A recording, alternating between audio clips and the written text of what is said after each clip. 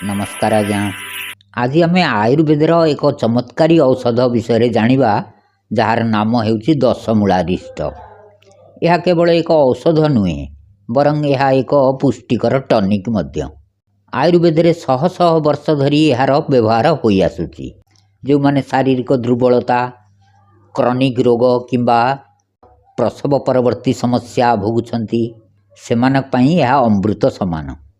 यही वीडियो रे आमे जानिबा दशमूलारिष्ट प्रकृत रे केउ सबु रोगरू आमको रक्षा करे एवं यह किपरि कार्य करे। दशमूलारिष्ट कौन?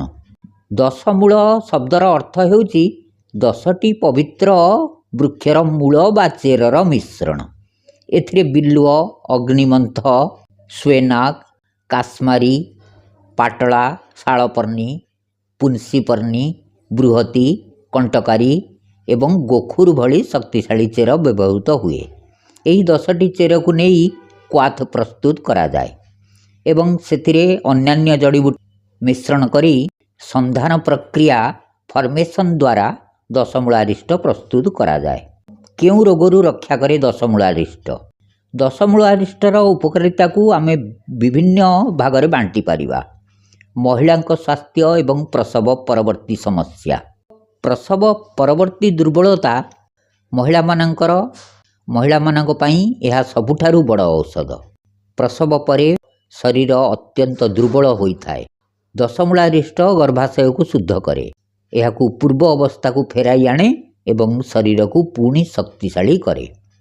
रक्तहीनता, एथिरे लौह सार थाए जहाँ रक्तर मात्रा बढ़ाइबारे साहाय्य करे।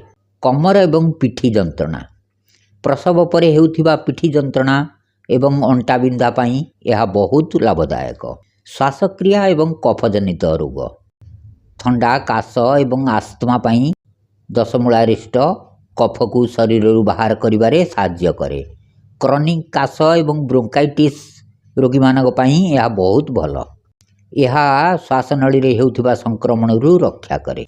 बात रोग एवं गंठीबात आर्थराइटिस पाई दशमूलारिष्ट बात दोष को संतुलित करे। जो मानकर गंठी जंत्रणा, जॉइंट पेन अच्छी से मानकु यह बहुत आराम दिए। स्नायु दुर्बलता, न्यूरोलॉजिकल इश्यू, यह स्नायु तंत्र को मजबूत करे एवं साइटिका भली समस्या रु रक्षा करे। हजम प्रक्रिया एवं पेट रोग, कोष्ठकाठिन्य, यह पेट सफा करिबारे साहाय्य करे। पाचन क्षमता वृद्धि करे, यह पेटर एंजाइम गुड़ी को सक्रिय करे जहाँ द्वारा खाद्य शीघ्र हजम हुए एवं भोक बढ़े। मानसिक स्वास्थ्य एवं साधारण दुर्बलता, स्ट्रेस एवं चिंता, यह मस्तिष्क को शांत करे एवं चिंता कम करे। निद्राहीनता दूर करे, यह निद भल होबारे साहाय्य करे। शारीरिक दुर्बलता दूर करे, जो माने बहुत दिन धरी रोगरे पीड़ित थिले एवं एबे दुर्बल अनुभव करुचंती सेमानक पाई यह एक उत्तम शक्तिवर्धक। दशमूलारिष्ट केउ केउ रोगरू रक्षा करे से विषय रे आयुर्वेदर प्रमाणिक ग्रंथ भैषज्य रत्नावली स्त्री रोगाधिकारु एक श्लोक। प्रसूतानां हिता नित्यं बलिनां कृशदेहिनां अग्निमान्दे च माद्ये च काशे श्वासे च दारुणे अर्शसी ग्रहणी दोषे पाण्डुरोगे हिमात्वके एतद् दशमूलारिष्टं सर्वरोग हरं परम।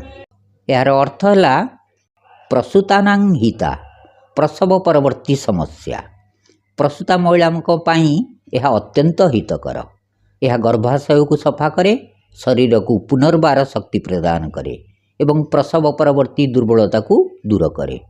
बलिनाम कुशदेही नाम, जो मानकर शरीर बहुत कृश दुर्बल एवं जो माने शीघ्र थकी जाती से यह एक उत्तम शक्तिवर्धक टनिक अटे। अग्निमांद्य हजम शक्ति, जो मानकर भोक लगे नहीं किंबा खाद्य ठीक रे हजम हुए नहीं से यह बहुत लाभदायक। काश श्वास, दारुण तीव्र काश एवं श्वासरू यह आराम दिए। अर्श और ग्रहणी, यह अर्श ଏବଂ ଗ୍ରହଣୀ, ଇରିଟେବଲ୍ ବାଉଲ୍ ସିଣ୍ଡ୍ରୋମ୍, IBS ଭଳି ପେଟର ସମସ୍ୟାକୁ ଦୂର କରେ। ପାଣ୍ଡୁ ରୋଗ, ରକ୍ତହୀନତା, ଶରୀରରେ ରକ୍ତର ଅଭାବ ଆନିମିଆକୁ ଦୂର କରିବାରେ ଏହା ସାହାଯ୍ୟ କରେ। ଏହି ଶ୍ଲୋକର ଶେଷ ଧାଡ଼ି ସର୍ବରୋଗ ହରଂ ପରମ୍, ଅର୍ଥାତ୍ ଏହା ପ୍ରାୟ ସବୁ ପ୍ରକାରର ରୋଗକୁ ନାଶ କରିବାରେ ଶ୍ରେଷ୍ଠ ଔଷଧି। କିପରି ସେବନ କରିବେ? ମାତ୍ରା ସାଧାରଣତଃ 15ରୁ 30 ମିଲିଲିଟର 10 ମୂଳାରିଷ୍ଟ ସମାନ ପରିମାଣରେ ପାଣି ମିଶାଇ ସେବନ କରିବା ଉଚିତ। ଦିନରେ 2 ଥର ଖାଇବା ପରେ ସେବନ କରନ୍ତୁ। ସାବଧାନତା, ଏଥିରେ ପ୍ରାକୃତିକ ଆଲକୋହଲ ଥାଏ, ତେଣୁ ଏହାକୁ ଖାଲି ପେଟରେ ସେବନ ନ କରିବା ଭଲ। ଗର୍ଭାବସ୍ଥାରେ ଏହାକୁ ଡାକ୍ତର ପରାମର୍ଶ ବିନା ସେବନ କରନ୍ତୁ ନାହିଁ।